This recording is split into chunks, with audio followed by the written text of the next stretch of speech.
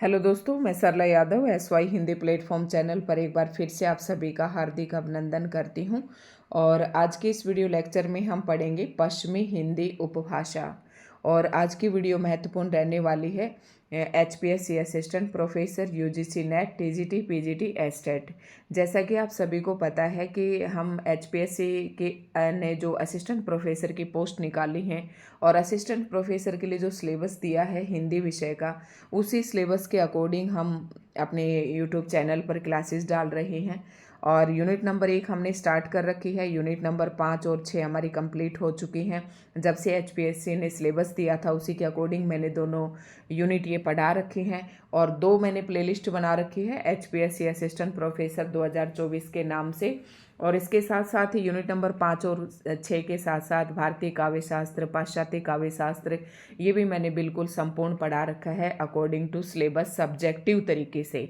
तो दोस्तों, जो भी कैंडिडेट हमारे साथ मिलकर असिस्टेंट प्रोफेसर की तैयारी करना चाहते हैं तो चैनल को सब्सक्राइब करें, बेल आइकन पर प्रेस कर लें। और SY हिंदी प्लेटफॉर्म के नाम से मेरा टेलीग्राम चैनल है, उसे ज्वाइन कर लें, क्योंकि पर डे की वीडियो मैं वहाँ पर भी शेयर करती हूँ। तो आज का हमारा टॉपिक है पश्चिमी हिंदी उपभाषा। तो यूनिट नंबर 1 के संदर्भ में आज हमारी क्लास नंबर ये शायद 15 है या फिर 16 है, जो भी इसमें से राइट होगी मैं थंबनेल पर इसकी डाल दूंगी बिल्कुल सही। तो दोस्तों, पश्चिमी हिंदी उपभाषा, यहाँ पर मैं हर वीडियो में बता रही हूँ कि जैसे कि अपभ्रंश से हिंदी भाषा का विकास हुआ, और अपभ्रंश के बाद जो हिंदी की उपभाषाएं हैं वो 5 आती हैं।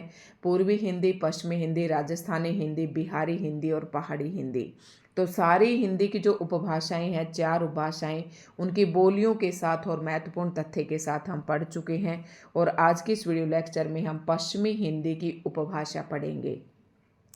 फिर उसके बाद देखेंगे कि पश्चिमी हिंदी के अंतर्गत कौन कौन सी बोलियां आती हैं, उन्हें भी हम डिटेल से पढ़ने की कोशिश करेंगे। दोस्तों, अगर आपको वीडियो अच्छी लगे तो लाइक एंड शेयर जरूर करें। पश्चिमी हिंदी हिंदी भाषा का सबसे बड़ा उपवर्ग है। उपवर्ग इसको इसलिए बोला गया है, पश्चिमी हिंदी हिंदी भाषा का सबसे बड़ा उपवर्ग है, क्योंकि पश्चिमी हिंदी के अंतर्गत 5 बोलियां जो कि सबसे ज़्यादा हैं आती हैं, जिसका और क्षेत्र के हिसाब से अगर इसका विस्तार देखें तो भी सभी उपभाषाओं से ज़्यादा है। जिसका क्षेत्र अंबाला से कानपुर तक तथा देहरादून से महाराष्ट्र के आरंभ तक विकसित है। इसकी बोलियां निम्नलिखित हैं। ब्रजभाषा का अर्थ है, अब सबसे पहली बोली इसके अंतर्गत आती है ब्रजभाषा, फिर कन्नौजी, ये हम सारी हरियाणवी, ये सारी एक एक करके पढ़ेंगे। तो ब्रजभाषा, ब्रज बोली हम ये पढ़ रहे हैं सबसे पहले।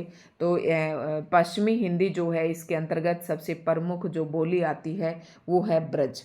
और ब्रज का अर्थ है पशुओं या गायों का समूह या चरागाह। चरागाह होते हैं जो गायों को चराने वाला होता है। तो यहाँ पर ब्रज का अर्थ दिया गया है कि यह पशुओं या गायों का समूह को भी ब्रज कहा है, या उनको चराने वाले चरागाह, उन्हें भी क्या कहा है, ब्रज कहा है। पशुपालन की अधिकता के कारण ये क्षेत्र ब्रज कहलाया। अब यहाँ पर पशु अधिक पाले जाते थे, इसलिए इस क्षेत्र को ब्रज कहा जाता है। और इसकी बोली को क्या कहा जाता है, ब्रज भाषा कहा जाता है। ब्रज या ब्रजी के एक बोली होने पर भी मध्य युग में हिंदी प्रदेश से बाहर पंजाब, गुजरात, महाराष्ट्र आदि क्षेत्रों में इसका प्रयोग हुआ और इसमें साहित्य रचा जाता रहा। इस कारण भाषा शब्द ब्रज के साथ जुड़ गया। भाषा शब्द ब्रज के देखो, और तो सभी हम बोली जोड़ रखा है, जैसे ब्रज बोली नहीं जुड़ा हुआ, इसके साथ भाषा जुड़ा हुआ है। तो इसके साथ भाषा शब्द जुड़ गया और ब्रज भाषा शब्द बन गया। तो इस प्रकार से ब्रज भाषा शब्द बना, क्योंकि इसका प्रयोग क्या है कि ब्रज के एक बोली, ये है तो एक बोली, लेकिन ये मध्य युग में हिंदी प्रदेश से बाहर, यानी कि जो हिंदी भाषी क्षेत्र थे उनसे भी अलग, जैसे कि पंजाब में पंजाबी बोली जाती है, गुजरात, महाराष्ट्र, इन क्षेत्रों में भी इसका प्रयोग हुआ, इसलिए इसे ब्रज भाषा कहा जाने लगा। और ब्रज भाषा में आपको पता है मध्यकाल के अंदर अगर बातचीत करें तो काफ़ी मात्रा में साहित्य लिखा गया है। इस बोली का आरंभिक रूप आदिकालीन साहित्य में पिंगल तथा मध्यकाल में भाखा नाम से मिलता है। ये कुछ ऐसे पॉइंट हैं कि आपको बिल्कुल ध्यान रखने हैं, क्योंकि असिस्टेंट प्रोफेसर का एग्ज़ाम है, आपकी नॉलेज इससे इंक्रीज होगी और ये बातें भी ध्यान रखना है, पता नहीं कौन सी चीज़ किस ऑप्शन में पूछ ली जाए। बुक्सा, अंतर्वेदी, भरतपुरी, डांगी, माथुरी और ब्रज भाषा की मुख्य उपबोलियां हैं। अब मैंने हर बोली की उपबोली बताई हैं, तो ब्रज भाषा की ये सारी उपबोलियां हैं, थोड़ा सा इन्हें भी ध्यान में रखना है। और मुझे ऐसा लग रहा है कि ये प्रश्न जरूर पूछा भी जाएगा कि कौन सी बोली की उपबोलियां कितनी हैं और कौन कौन सी हैं, इससे कोई एक प्रश्न बन सकता है। तो बुक्सा, अंतर्वेदी, भरतपुरी, डांगी, माथुरी और ब्रजभाषा। ब्रजभाषा की मुख्य उपबोलियां हैं 1, 2, 3, 4, 5 तथा ग्वालियरी, मध्यदेशी, जाटोबादी आदि अन्य उपबोलियां भी हैं इसकी, तो ये सारी आपको ध्यान रखनी है। उसके बाद 1354 ईस्वी में सुधीर अग्रवाल द्वारा रचित प्रद्युमन चरित्र ब्रजभाषा के प्राचीनतम ज्ञात कृति मानी जाती है। अगर हम देखें कि ब्रजभाषा में कौन सी रचना सबसे पहले लिखी गई, कृति का मतलब रचना होता है, कौन सी रचना पहले लिखी गई, तो वो है 1354 ईस्वी में। लेखक का नाम है सुधीर अग्रवाल और इन्होंने ग्रंथ लिखा प्रद्युमन चरित्र। इसमें ब्रजभाषा के जो है उल्लेख मिलता है। ब्रजभाषा में लिखी गई है ये प्रद्युमन चरित्र नामक जो कृति है, ये ब्रजभाषा में लिखी गई और इसके लेखक है सुधीर अग्रवाल और 1354 ईस्वी में लिखी गई। बंगाली कवि ईश्वर चंद्र गुप्त ने ब्रजबुली शब्द का सर्वप्रथम प्रयोग किया था। बंगाल और असम में ब्रजभाषा से प्रभावित बांग्ला और असमिया को ब्रजबुली कहा जाता है। अब ब्रजबुली को आप ब्रजभाषा ना समझे, ब्रजबुली मैंने बताया था कि बांग्ला की एक बोली का नाम है। बांग्ला और असमिया को इन्होंने क्या कहा है, ब्रजबुली कहा है। तो जहाँ पर ब्रजबुली पूछे तो उसे आप यही बताना है, आपको ब्रजभाषा नहीं मानकर चलना है। बंगाली कवि ईश्वर चंद्र गुप्त ने, एक बंगाल के कवि हैं ईश्वर चंद्र गुप्त ने ब्रजबुली शब्द का सर्वप्रथम प्रयोग किया और बंगाल और असम में ब्रजभाषा से जो प्रभावित लोग थे वो बांग्ला और असमिया को क्या कहते थे, ब्रजबुली कहते थे। अब यहाँ पर ब्रजभाषा का भी विकास 3 चरणों में हुआ। काफ़ी इम्पोर्टेंट है क्योंकि काफ़ी साहित्य इसमें लिखा गया है, इसलिए इसको 3 कालखंडों में विभाजित किया इसके विकास क्रम के हिसाब से। अगर आरंभ में देखें तो ब्रजभाषा का जो आरंभ है वो 1525 ईस्वी से तक आदिकाल में, यानी कि आदिकाल में 1500 आरंभ हुआ इसको 1525 ईस्वी से। उसके बाद अगर मध्यकाल की बात करें तो इसकी समय सीमा रहने वाली है ब्रजभाषा की 1525 से 1800 ईस्वी तक इसका मध्यकाल रहा और 1800 ईस्वी से अब तक का जो काल है ब्रजभाषा का उसे आधुनिक काल कहा जाता है। हेमचंद्र के प्राकृत व्याकरण, ये याद रखना है, प्राकृत व्याकरण किसकी रचना है, ये प्रश्न भी पूछ लिया जाता है, तो ये हेमचंद्र की है। तो हेमचंद्र के प्राकृत व्याकरण में शोरसेनी अपभ्रंश के दोहों में ब्रजभाषा का पूर्व रूप मिलता है।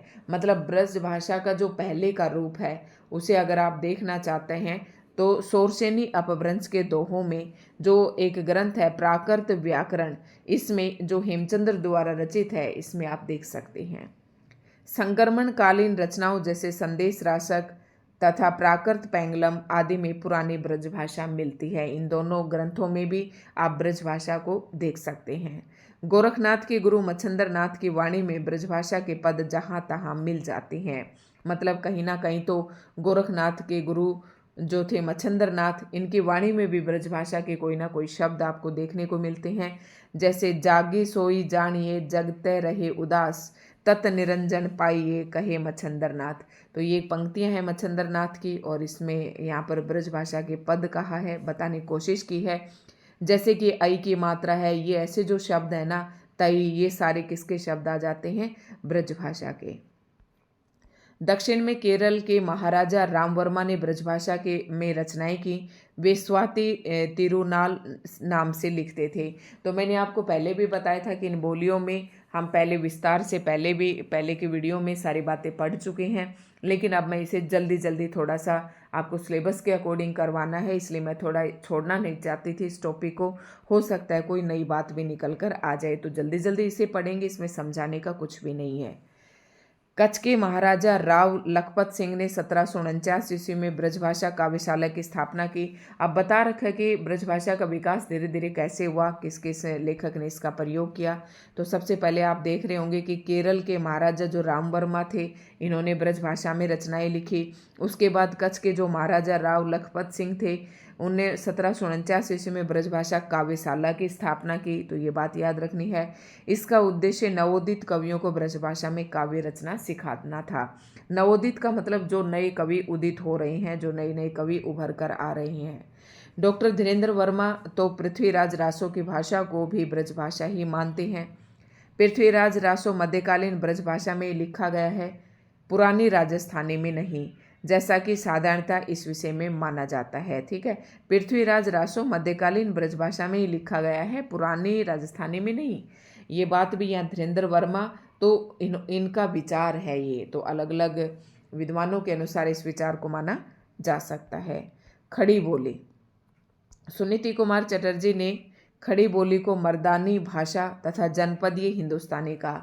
अगर पश्चिमी हिंदी के अंतर्गत दूसरी बोली की बात करें तो दूसरी बोली है खड़ी बोली। सबसे पहली बोली हमने कौन सी पढ़ी थी? अभी हमने ब्रजभाषा पढ़ी, दूसरी हम खड़ी बोली पढ़ रहे हैं।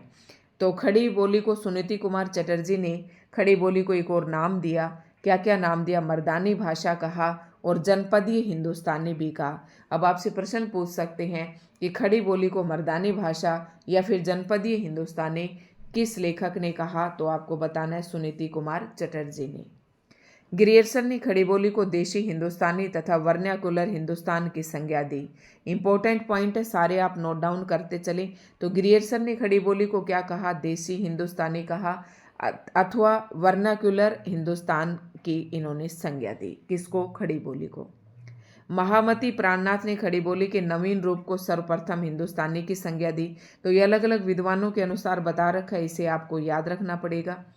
बीम्स, सुनीति कुमार चटर्जी, धीरेन्द्र वर्मा आदि भाषा वैज्ञानिकों के अनुसार खड़ी बोली का आधार क्या है? कोरवी है। तो ये प्रश्न भी इंपॉर्टेंट बन जाता है। खड़ी बोली मानक हिंदी का आधार कोलबुक ने कन्नौजी को माना और इस्टाविक तथा मोहम्मद हुसैन ने ब्रजभाषा को माना और मसूद हसन खान ने हरियाणवी को माना। खड़ी बोली मानक हिंदी का आधार बताया है। खड़ी बोली मानक हिंदी का आधार कोलबुक ने तो कन्नौजी को माना, कन्नौजी भी पश्चिमी हिंदी के अंतर्गत ही एक बोली आती है, और इटाविक तथा मोहम्मद हुसैन ने ब्रजभाषा को माना और जो मसूद हसन खान थे इन्होंने हरियाणवी को माना।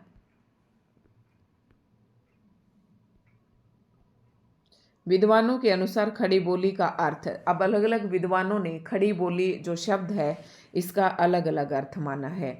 तो सुनीति कुमार चटर्जी ने खड़ी बोली का अर्थ सीधी, यानी कि जो भाषा जो बोली सीधी है। कामता प्रसाद गुरु इसे कर्कश कहते हैं, जिसे कड़वी कहा जाता है। कर्कश का मतलब जैसे कौवे की आवाज़ को कर्कश कहा जाता है, कड़वी बताया जाता है, तो उसी प्रकार से कामता प्रसाद गुरु जो हैं खड़ी बोली को कर्कश कहते हैं। सुनीति कुमार चटर्जी सीधी बोली कहते हैं। अब्दुल हक जो है इसे गंवारू कहते हैं।